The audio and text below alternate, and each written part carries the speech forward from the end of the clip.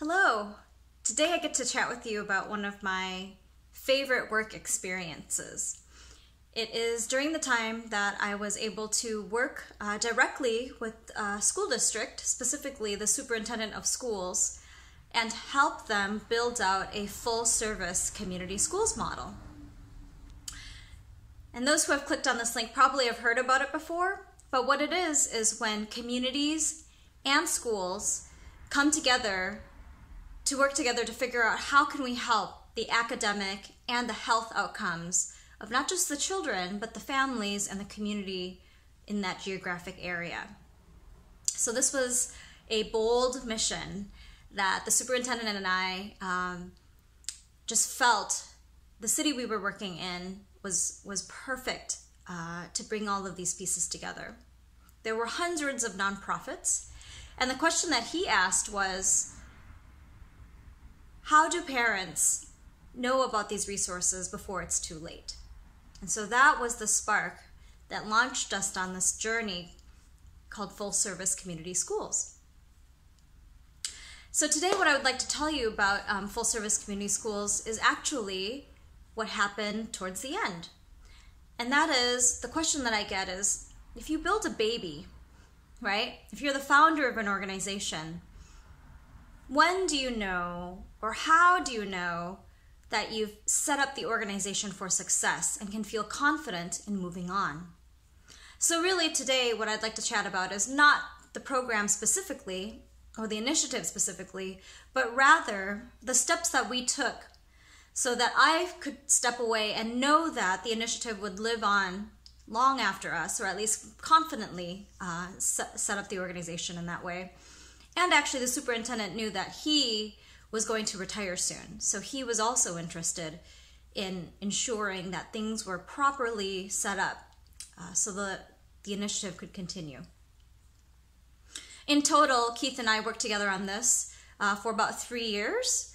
And in those 3 years, we were able to bring communities together and either build or set up fundamental stepping stones to building family resource rooms, health clinics inside the school.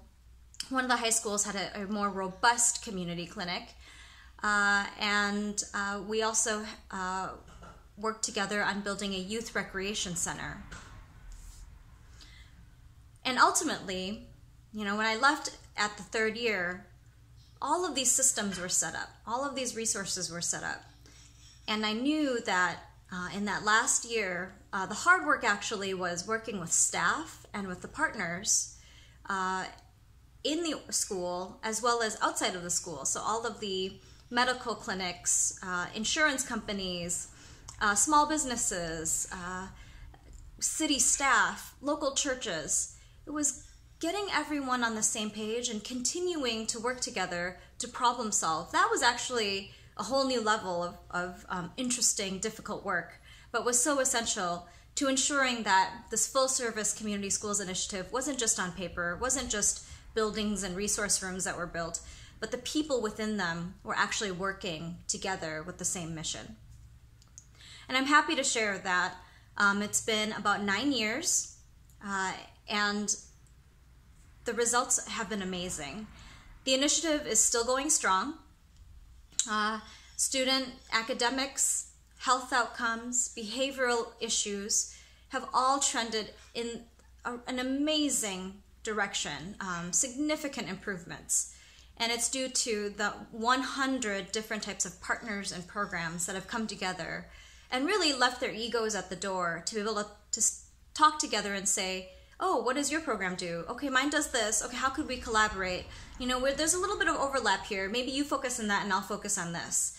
And when funding opportunities came about, these were the exact conversations that folks dove into to be able to say, I think you should take 30% and you take 10% and you take 40% based on the needs of the community and which organization can best serve that. And so organizations really came together in a very honest way to determine how to split any new resources that came in.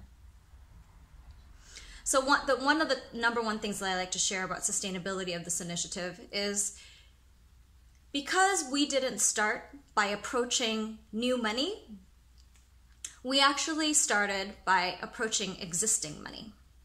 So, for example, we looked at the 5 after-school tutoring mentoring programs. And instead of bringing in a new one or going to get a mentoring grant, we first spoke with the 5 that we had in the district and gained clarity on what they were each working on and allowed them to learn about each other. So organizations that were once competitors are now able to sit at the table and strategize together. So not only were we able to bring the current resources all within one mission, I really think we were able to increase the effectiveness using the exact same resources. And that happened over and over and over through all of the different initiatives that we were working on. So that is really important, is I would say start with the resources you have before pursuing new funding. Okay, a couple of other tips to set up your organization or your initiative for success and allow you to confidently move on as a key leader or founder is working on policy. So a lot of organizations or initiatives focus on the initial planning and then establishing the partners and the programs, and then just implementation. And as I mentioned, the hard work with implementation or the make or break point could often be, is the staff fully on board? Do they fully understand this new mission? But by policy, I'm actually talking about the next level. And that is ensuring that the leadership of the organization, the board of all of the different nonprofits we worked with, the board of the school district, the PTA, the city council members that we worked with, county partners that we had, are they also on the same page with us and completely bought in?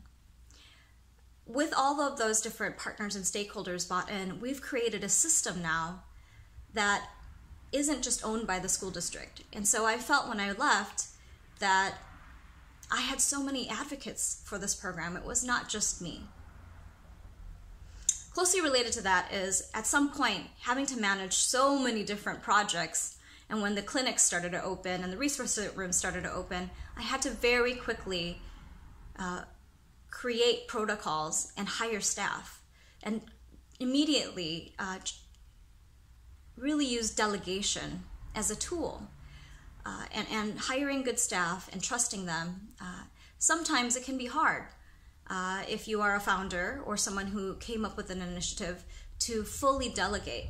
And in those cases, because I just couldn't be in so many places at once, I really had to trust. And I'm so grateful for the amazing staff that joined us on this effort.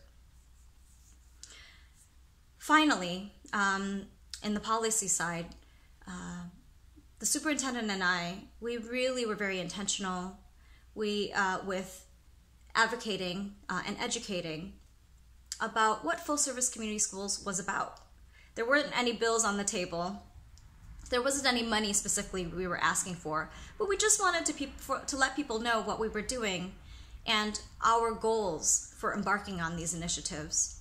And so over the years, we've been able to gain support, as well as be one of the voices when funding for full service schools or promise zones or promise neighborhoods, all very similar community-based initiatives.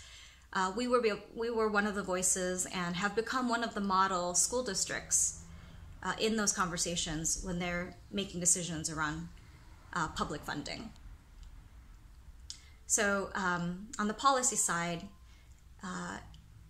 just a word of wisdom is sometimes it takes years. I think in our case it took 7 years before we were able to see any policy change at the state level. But it's important to start building those relationships with elected officials and key thought leaders early in the process. And finally, the big question that I always get is, Were you able to hire your replacement? In my case, I was, but I don't think it's absolutely necessary. I think what is necessary is that you make it very clear what your role is and help to design that job description and help to ensure that the person or the people who are making those decisions know what they should be looking for. So I'm going to leave you here. And so just remember, that type of transition, these big kind of founder or big initiative transitions are never easy. But for me, having strong partnerships, setting up systems and communicating with staff, being able to delegate to partners and staff, and then working on policy step by step, and finally having very clear parameters for who my replacement should be, ultimately were all factors that contributed to why I felt comfortable stepping away from the initiative, and also why I think 6 years later I'm able to continue to follow the initiative and see that they are, it's still there, they have thrived, and they've continued to grow, and new leadership that has come in is continuing to promote full service community schools, and I am so proud of the work they've done. So if you've watched until now, I really appreciate you. I know this was a slightly longer post, but if you want to look more, please check out District 286. It's called Brooklyn Center Schools, and they're located in Minnesota. It's a wonderful district, very diverse, and they are a turnaround school success story. Take care.